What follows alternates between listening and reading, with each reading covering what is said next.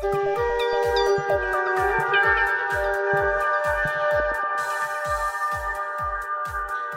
and welcome to the Ludic Insights podcast. This series explores themes and topics relating to all things digital and digital's impact on our society's leadership and ways of getting things done. My name is Garrick Jones and I'm from the Ludic Group, and I'm a co-author of the book Alive, Digital Humans and Their Organizations, available on Amazon, Kindle and bookstores near you. I'm here with my co-author and fellow business partner Paul Ashcroft. Hi there.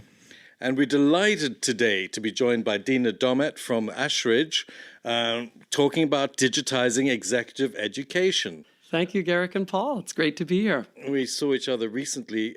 We go back a long way, don't we? We do. We've known each other for years in different contexts and bumped into each other in Venice, well, of all places, recently. Yes, that was very exciting. I was on holiday with my husband, and you, of course, were there for the Venice Biennale. And I remember you came up to me in the BA lounge and said, I know this person. I know this person. And then before I could get your name out, you said mine. And we said, we must reconnect. And here we are doing a podcast, actually put together by a third friend of ours. So Indeed. It's just a brilliant serendipitous kind of moment. It's such a pleasure to have you. And I'm really interested in talking about digital and executive education. But the thing I want to explore first is why. Why is executive education important? And to this topic about the digital and where we're going. Marvelous. Well, do feel free to pile on and pile in. I love this theme. It's perfect for us. I don't know if your listeners know Ashridge. It is in a beautiful estate. It is out in Hertfordshire, and it's near Berkhamsted. Beautiful old house. Ashridge House goes back about 800-900 years, and it has been associated with the royal family. It was Henry VIII's hunting lodge. It was where Queen Victoria grew up and planted a tree that we still honor today. So why would I talk about digital executive education when I work at a place that looks like an old Oxford college or a monastery? The reason I will is because I first came to know Ashridge about 2 decades ago as a client. Executive education has been part of my career now for over 2 decades. I'm American, as you can hear. And I had been working at Columbia Business School in the 1990s.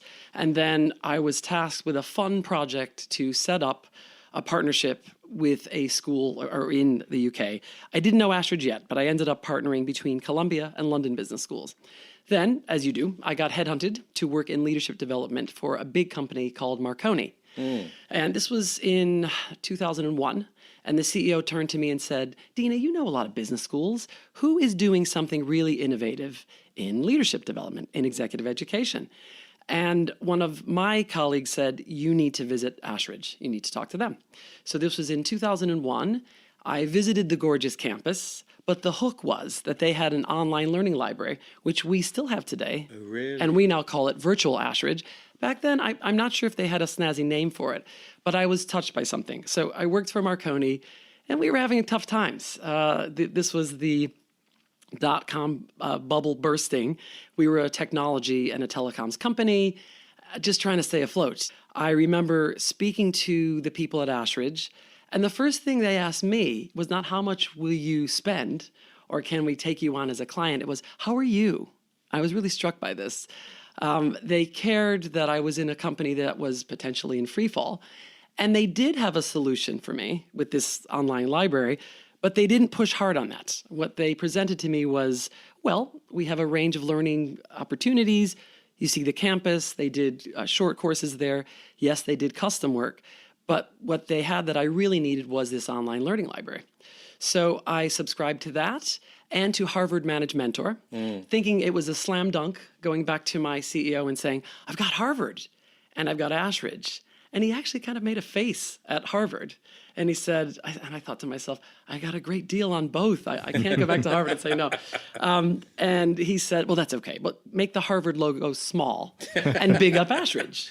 Wow. And I asked him why. And he said, well, Ashridge is the right brand for us because it's a down-to-earth organization, and we know that we'll be in good hands with learning experts. So the weekend we loaded it on our intranet, it crashed the intranet because we had, of our 50,000 employees, thousands of them wanted the lessons that were on there. Yeah. So then fast forward, 2 decades later, near about, a couple of years ago, I was working at Oxford University, their excellent business school, And someone rang me and said, they're looking for a dean at Ashridge. Do you know what Ashridge is? I said, certainly I do.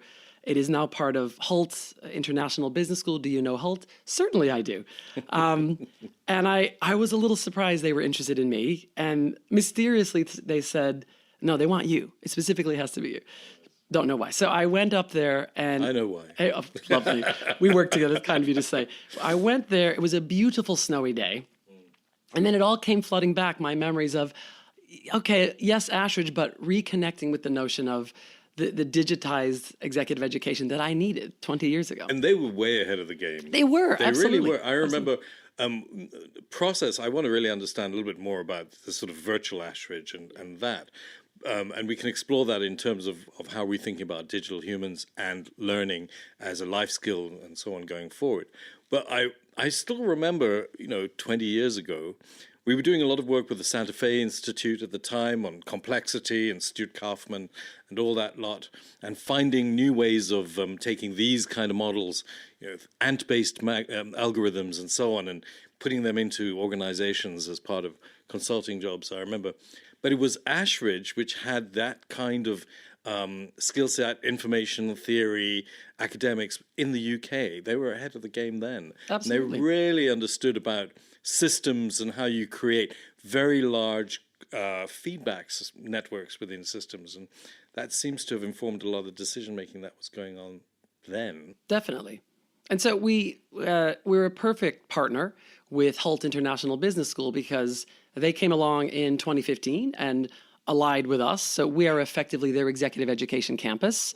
And they have campuses in all the cities I care about and have lived or worked: London, Boston, Dubai, Shanghai, and San Francisco. And so we are their castle out in the countryside.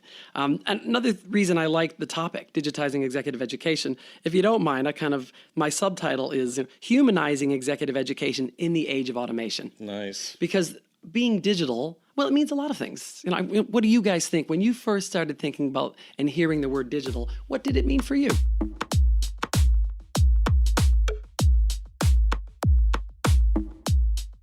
Yeah, I really want to pick up on this because our experience of working with executives, learning and educating with executives is actually they don't necessarily want to be digital. They want a face-to-face experience. They want to meet with their peers. They want to connect with each other. That's the value of it. And I'm fascinated that you said the thing that attracted you to Ashridge was they were interested in you. Yes. So, and it's one of the themes that we've been exploring in this podcast more and more is that as we become more digital, we need to stay human and keep to be more human. Is Ashridge still doing that? Yeah. Well, for me, digital means easier access. And for me, digital goes back to my first job out of graduate school. I worked at a place in New York City in the heart of Manhattan, right next to the famous 21 Club. And it was then called the Museum of Television and Radio. And I remember then we had a collection of, they still do, a collection of radio and television programming. And they were switching from analog to digital. And this was a big deal, talking about how we were going to swell our library and capture everything that could be captured for the general public to enjoy. And then we used it. I ran the education department, and we used it in teaching little 90-minute seminars, customizing the experience based on, did somebody want to look at the moon landing? Did you want to look at civil rights? One of my favorites, there were two favorites, teaching a course on stereotypes on TV. And one of my best educators was a brilliant guy who was a playwright, and he was gay himself. He was really good at connecting with tough kids from the Bronx. And one time he did, it was a prison. They sent prisoners to the museum. And he did the session on stereotypes on TV, and he showed a clip about a young boy realizing he's gay. And he was watching their reactions, and they had bonded with him so much, but that by the end of the session, he said, well, I'm gay, and how do you feel about that? How do you feel about me? It was moving, sitting in the back of the classroom, hearing him do that. And I'm Italian-American. I don't mind, but so much of TV and media is about mafia stereotypes. Right. Look, they're there, and they exist, and there's no point pretending they don't. But there needs to be a counterpart to these things. So I liked the stereotypes course, and I loved we had a course we called Nostalgia, where we would show programming from the original golden age of television, although I think we're in one now too. And we would do this for pensioners. And one time I had a guy in the audience had actually been involved in the moon landing. He was a technician working on it, so he was so excited. So for me, though, digital is just a different way to connect with the past and planning ahead for the future. So little did I know it back in the mid-90s when I worked in this beautiful little temple to television. It's now called the Paley Center for Media, but it's still thriving. I didn't know that was, for me, the start of doing executive education. So customizing a learning experience to an audience, and you wouldn't even get, back then I didn't get that much advance notice. You know, they'd book it. So you've talked a lot about media, yes, and you've talked a lot about customization, and yes, I guess those are two themes that need to emerge when we talk about exec ed. And I'm interested in, I'm interested in learning, I'm interested in education and lifelong learning and all the rest of it. But if you think about the executive, customization, and media, what do you think, Dina, is if we imagine, what is the state-of-the-art experience for an executive? Yeah. Oh, we talk about learning journeys and so on, but that probably muddies the water. But what is the state of the art if we had everything we could dream of? Yes. For a busy executive in this day and age, using every possible resource that we've got? The essence is knowing yourself. And Ashridge has always specialized in leadership beginning with great self-awareness. If you understand and lead yourself first, then you can understand and lead others. So I think the cornerstone of every great executive education program, every great learning experience, is bringing it back to yourself. And I think we are in quite a solipsistic age nowadays. Everything is kind of about me. Social media allows you to do that, but that's okay. You really need to focus on yourself. And we teach that it's not just about your intellectual awareness, it's also your social awareness and your physical awareness. So we have a series of programs that rely on doing assessments that measure how your body reacts to things. So I've just gotten trained to be a facilitator using HRV, heart rate variance testing. So I just had the monitor on myself a few weeks ago, and then I went through my debrief, and it's the kind of test you can't game. So when you see how resilient are you and under what conditions are you stressed, how do you handle that, we always find that our participants are surprised by what they find. So really, it comes down to a deep self-awareness. And for me, what's different about Ashridge is we take all of the learning tools available to us and focus on the individual, and then widen out the circles so that they are relating to their peers on the course, and then thinking about the people back home and on the job that are not there with them. So I've noticed that when we teach on a program, it's quite common that people get very emotional about it, and they will come away at the end of the day or the end of the week saying, oh, I'm going to use this with my teenage son to reconnect with him. Or, there was one client. We have quite prominent clients from around the world, and one big state-owned Chinese enterprise, big energy company. They're in this week, actually. So I do the welcome, and then I'm on the faculty panel at the end of their 2-week journey and their module, where we learn what they learned in this Essentials of Leadership course. The first time I was on that faculty panel, I had to stifle a chuckle when one of the senior executives said, what I have learned is to be patient with myself and my employees. The next time I'm angry with an employee, instead of screaming at them, I will count to 10 and I will be patient. And now we might stand back and think, how silly, did they not already know that?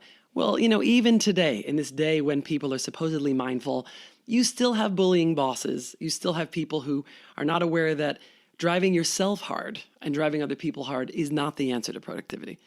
And so for us, as I say, it's humanizing executive education in the age of automation.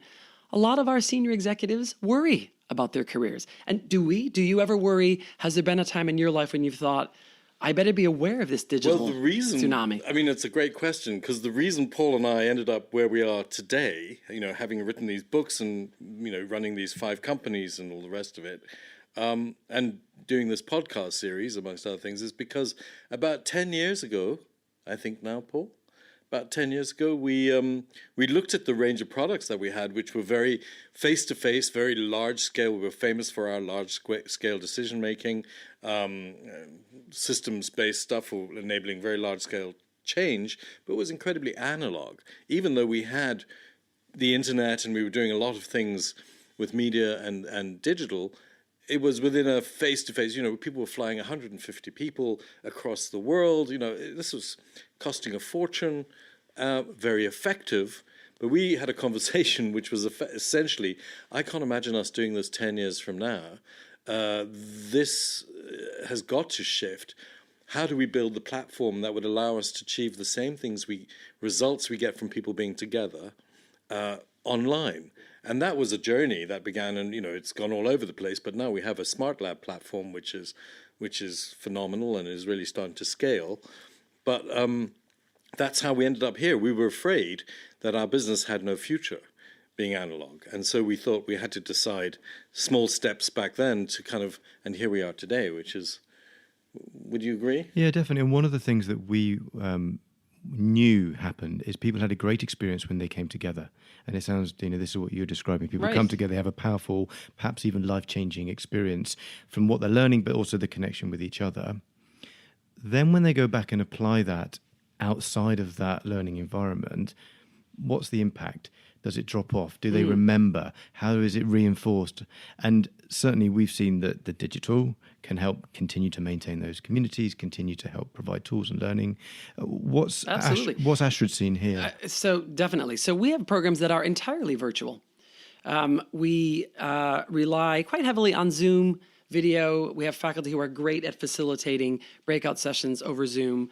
We do have learning management systems. We experiment with several. We want to know about your smart lab. But what I've noticed is I don't see a big difference between the face-to-face learning and the virtual. Now, some of my academic colleagues might think I'm being a turncoat. I do believe in face-to-face education, but I have a personal reason why I know that digital can keep you connected. I'm an identical twin, and she lives home in Connecticut, where I'm from, and I am here in England. Obviously, I'm here for 2 decades. She's actually just arrived today. My husband met her at the airport, and I will see them tonight for dinner. There are 2 of you. There are 2 of us. So, and in fact, that can confuse people. There are technically even 4 of us. I have 2 other sisters, and we all have this very distinctive low voice, lower than our brothers in some cases. But anyway, my relationship, my bond with my twin is as close today, even though we don't live together. And we were very close to our mother. We were the youngest of 6 kids. And my mother lived to be 92, but she ended up having dementia. But partly you're not aware of it. You kind of don't want to see that. She had a mild dementia, and she knew me up until the end. And I think and know that the reason is I rigged several computers in her house in Connecticut to turn on automatically using Skype back then. So she didn't have to figure it out, and she would just get first my disembodied voice and then my image. And she always knew me. She knew me right up until the end. And the nurse said, well, why don't you? You were present in her life all the time. Yeah. It probably helped that I looked exactly like my twin sister. But do you know they are doing research on this and experimenting with Alzheimer's patients, this kind of thing. And I was hearing on BBC4, they were talking about using virtual reality. And I thought, you don't need to make it that complicated. It is as simple as having a digital photo frame with images of people that you want them to remember. That's right. And connectivity. Yeah. It's all about connectivity. It's all about keeping the brain alive and keeping the relationships alive with people. Yeah. It doesn't, it makes perfect sense.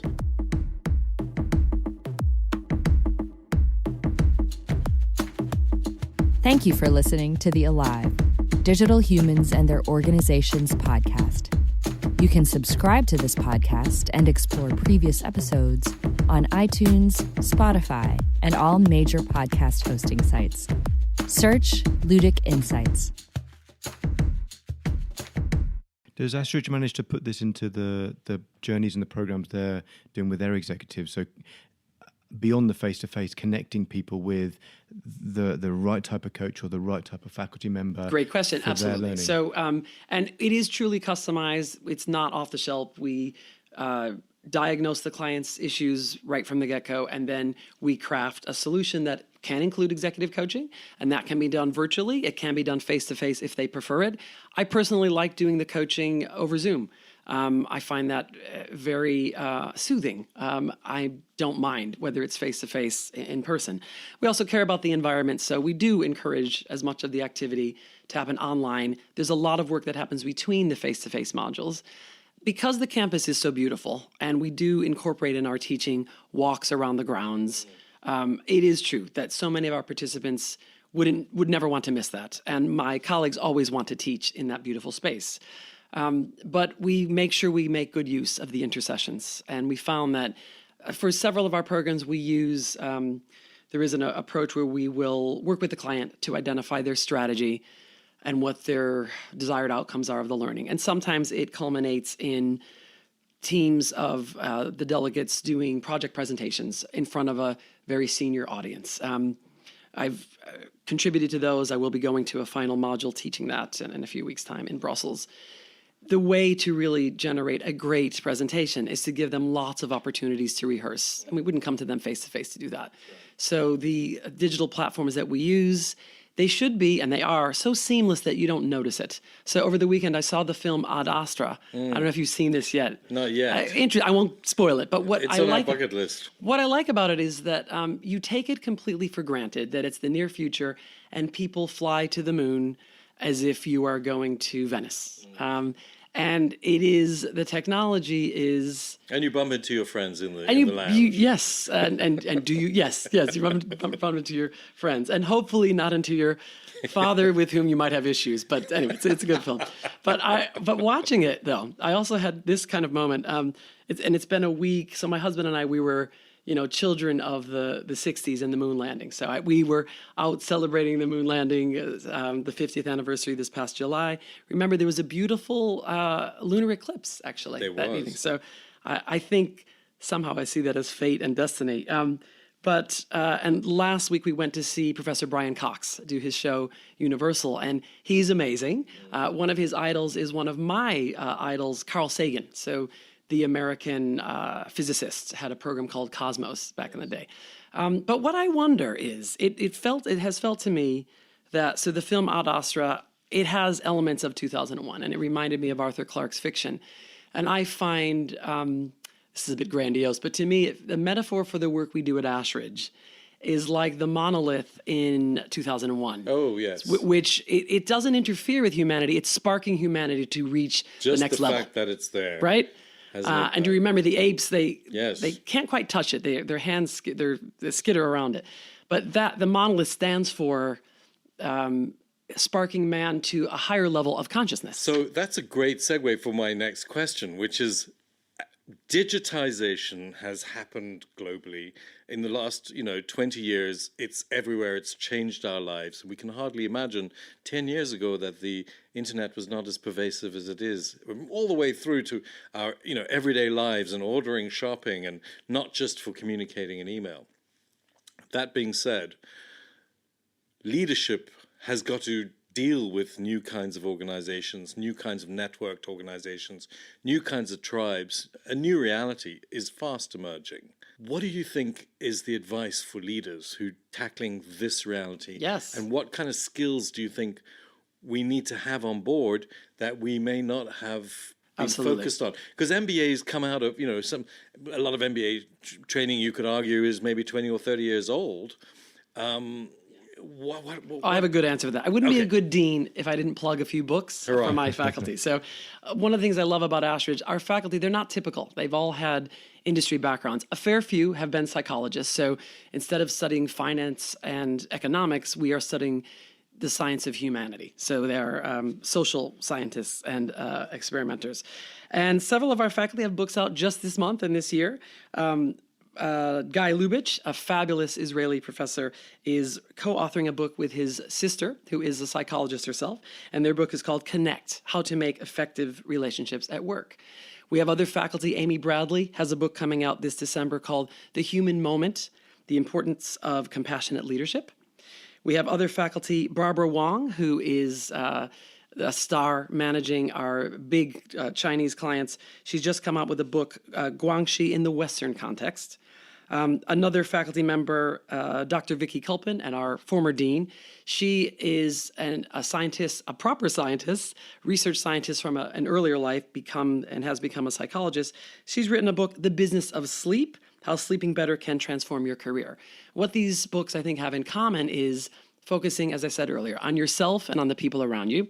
We have another faculty member, Vlaka Hlupic, who I've just recruited, and she has written a book called Humane Capital, and it's case studies of how she has worked with companies to reach this higher level of managerial consciousness and enlightenment. And her book came to the attention of the Dalai Lama, who praised it for its enlightened approach to management. Peter Drucker famously said that managing is about doing things right, and leadership is about doing the right thing. And I think that's something that we try to emphasize at Ashridge. But remember my image of the monolith in 2001. We don't want them to see the join. We don't want our participants to be so self-conscious that they're learning theory. It needs to be that they're experiencing something in a deeply personal way. So we think that the skills and the attributes you should have in the 21st century start with humanity. And be the best person you could be. I mean, it sounds trite, but be the best person from all aspects. We do a lot of 360 feedback assessments that get you to think about yourself as a leader, as an individual contributor, but also, as I said, this physiological element. And for me, that really has been mind-breaking. So the notion that the way we acted in the 80s was not the way to be. So the powerful double martini lunches and command and control. Exactly. All don't of that. power on through. Don't power on through. So, and in the movie, Leave the cigars at home. Leave the cigars at home. And in the movie Ad Astra, Brad Pitt's character is famously calm. It's one of the reasons he's chosen to do this difficult mission. And it's a film, it's a character. So can we really be like that? But actually you can find, and we teach our executives this, you can be mindful if you spend 10 minutes a day being mindful. Megan Rates is one of our faculty members who's written a book called Mindfulness. And her latest book is called Speak Up, When to Say What Needs to Be Said and Hear What Needs to Be Heard.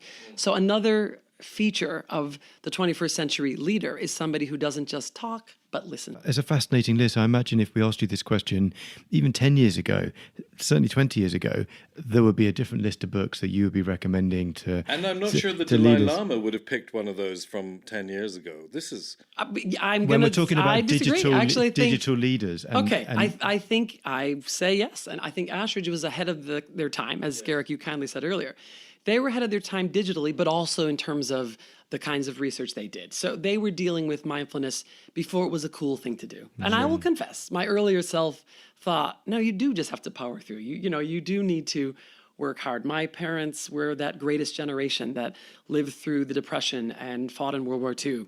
But we don't want our children to go through that experience. You want to be successful and comfortable. You don't want to go through hell. So Ashridge, again, remember, when I met them 20 years ago, their question to me, how are you? How are you? And then I came away from that experience. The next time somebody rang me up at Marconi trying to sell me something, I started to say, did you even stop to think, how am I doing today? Have you read the news? Have you looked on the internet to see what's happening to our share price? And if they hadn't, I would give them an earful and I would put the phone down.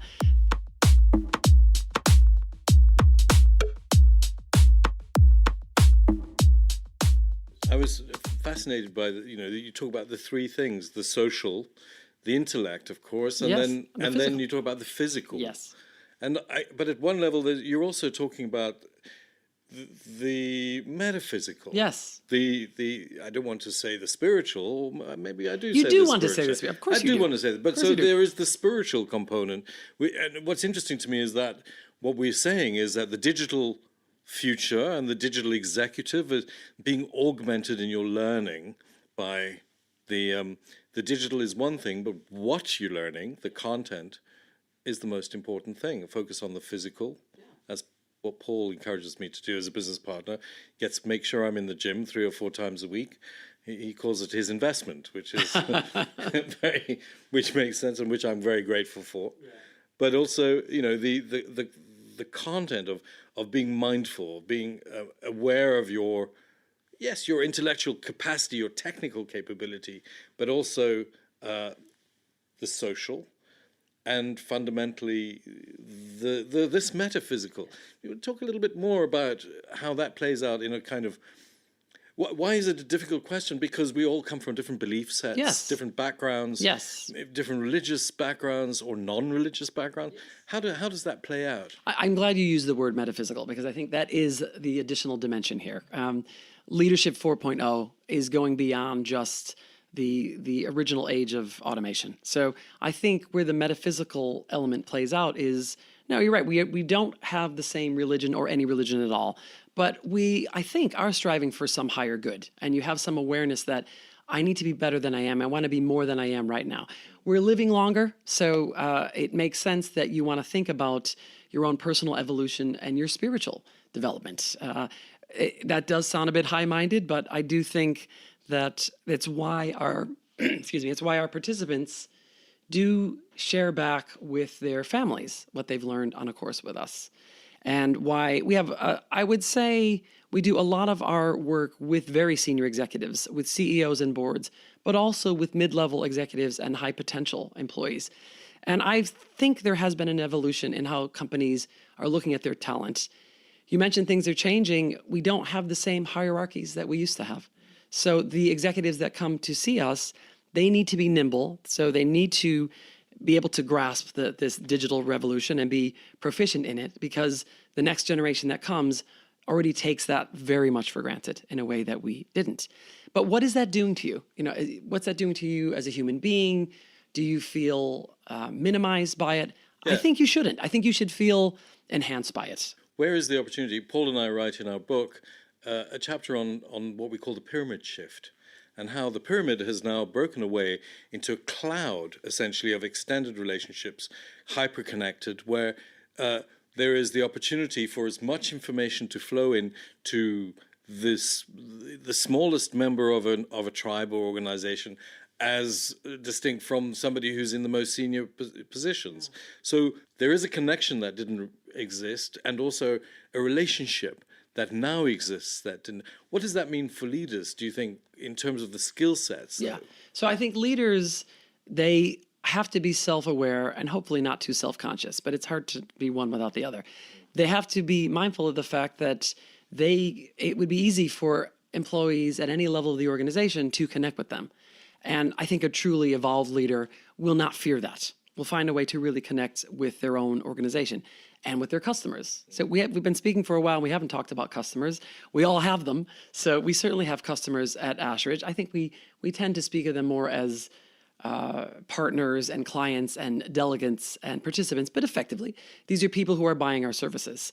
And the executives that we serve, they have companies that rely on customers at the end of the day. So, on a practical level, I think the digital revolution has brought so much to the day-to-day consumer that we didn't have 30 and 50 years ago. I mean, I wish my father had lived to see the day when even personal copiers were common. I remember he would have wanted that back in the 1970s and 80s. Can you imagine? And then here's my little mother living to age 92 because medical advances were such that she could be well cared for. But she still needed the humanity of my sister, making sure that she had the best care. And then again, as I said earlier, the way we used technology to stay connected and keep it real. So I think that CEOs, leaders, people at the very top of organizations need to be very, very self-aware. And did they always need to be? Not really. Remember, in the age of heroic leadership, we would teach and we would say that, a great leader is born. You can't be taught to be a great leader. I don't really think you can be taught to be a great leader, but everybody can be self-aware.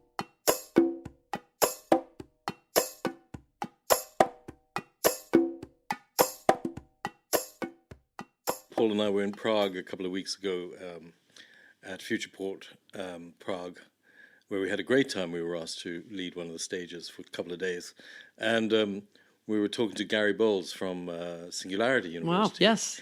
A great guy who's fascinating to talk with. And he reminded us that these notions of leadership and executive management and so go back to Alexander the Great. Correct. Where, you needed hierarchies to get information to go throughout the kingdom as quickly as possible, sometimes 2 years before it all trickled down.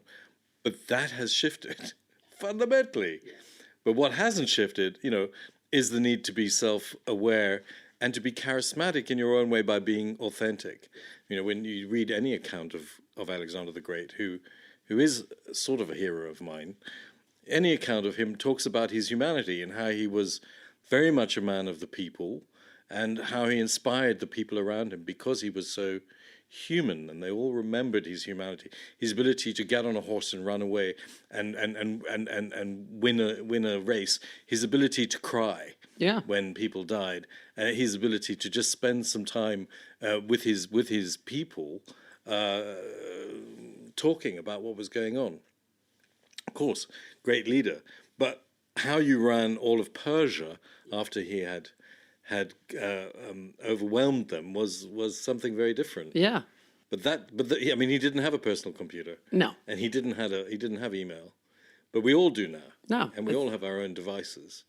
That not only changes how we manage the system, it changes how we need to be in the system. Yeah. But he also had a vision. And so technology will never be a substitute for that human element of having, seeing the bigger context. Yeah.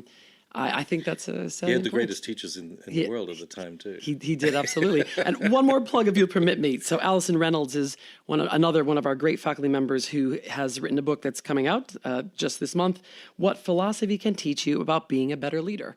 And so she looks at, she and her fellow authors, colleagues of mine, ex-colleagues from London Business School, Jules Goddard, Dominic Holder, and David Lewis, have explored lessons from Aristotle, Socrates, Kant, and Nietzsche. And now that may sound like a tough read. It isn't, actually. No, that's Paul's Christmas delightful. present, sort of. All right.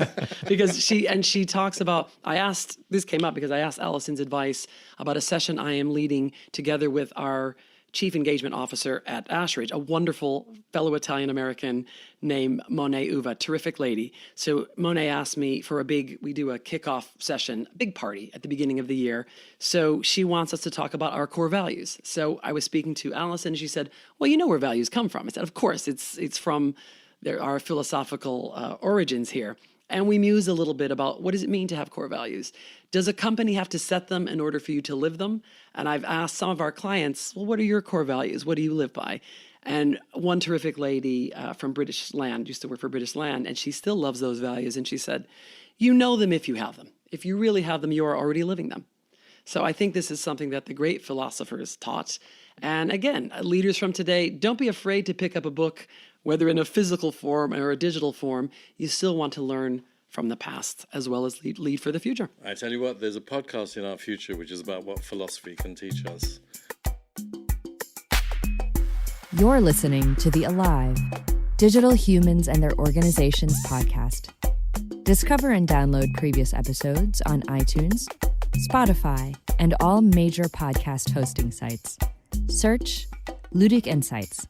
I want to be devil's advocate for a second. So we've known leaders who have really excelled in this idea of changing and transforming the organization by changing the culture, focusing on values, focusing on how they are as leaders, which went extremely well until the share price started to go down and the business stopped making money quite as well as it did before.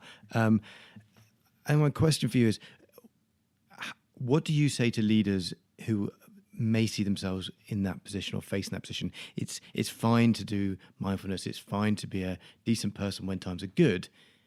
Is that still the thing to do when times are bad? I mean, yes, but how do they manage those two things? Great. So it goes back to what Drucker said, do the right thing. You should know to do the right thing. And doing the right thing, we would hope, would relate to a strong share price. But I would ask, too, the question, so organizations it may be that they seem to be leading the culture well, and it may be that their core values looked good and seemed good. But we have another concept that a couple of our faculty, they produced an article last December, and they came up with this topic. It was about team engagement in the workplace. And the BBC was all over this because what they identified was something called pseudo-engagement. And we've all seen this in an organization. Employees who, they talk the talk. They make sure they show up in front of the boss. They do what seems to be the kinds of things that get them noticed, but they're hollow. And I'll give you the names of all these faculty later, but Sharon Olivier and Amy Bradley produced this stunning research, and they've created a diagnostic to look at how are your teams really doing? So these core values, and usually they're apple pie, lovely values.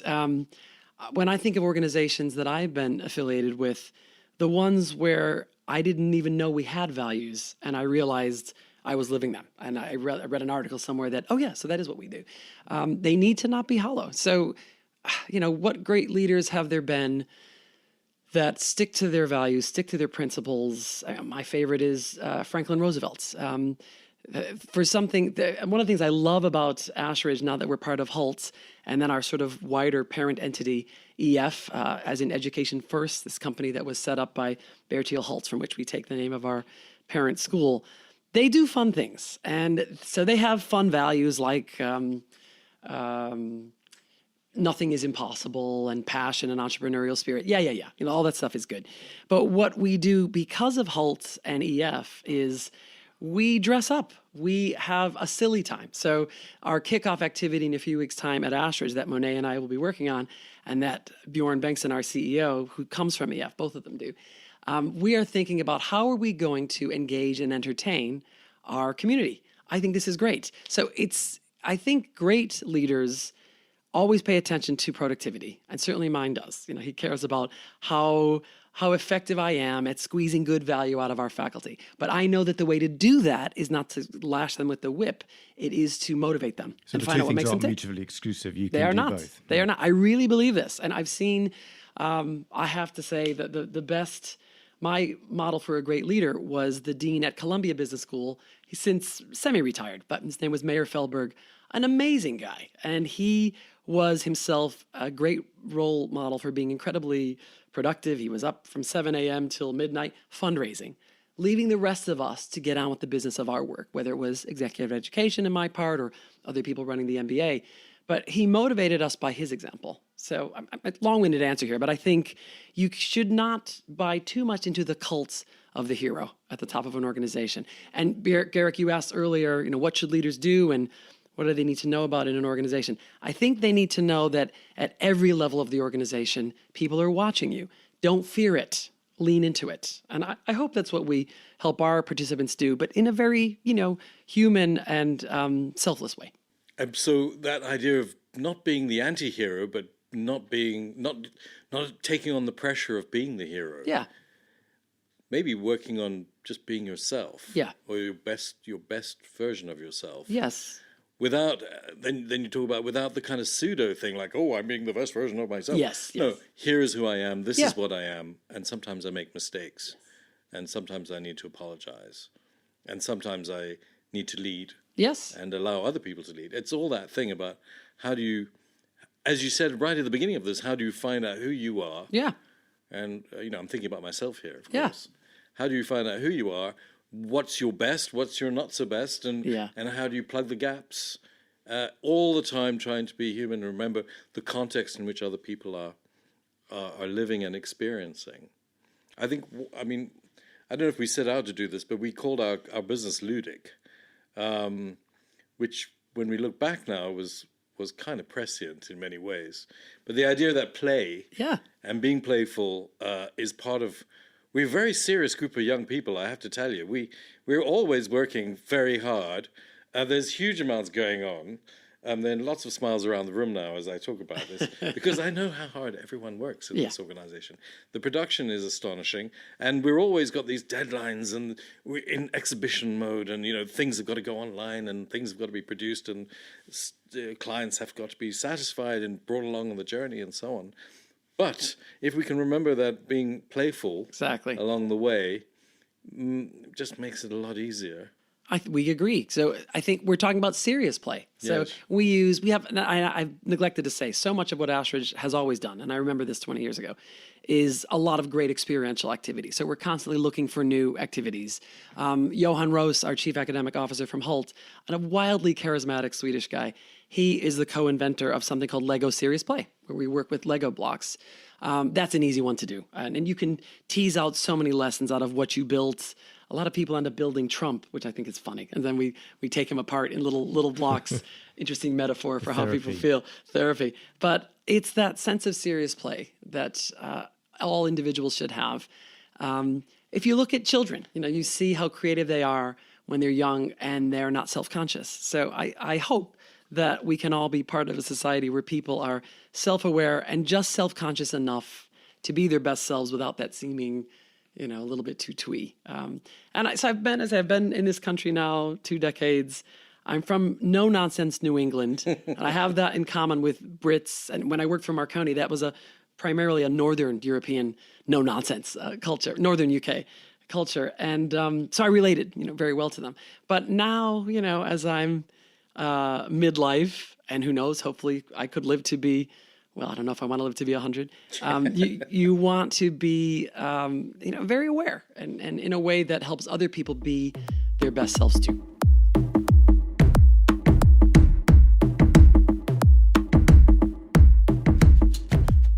One of the things Ashridge is known for is, as you were saying, know yourself, as you talked about, and therefore the customization of the experience of education.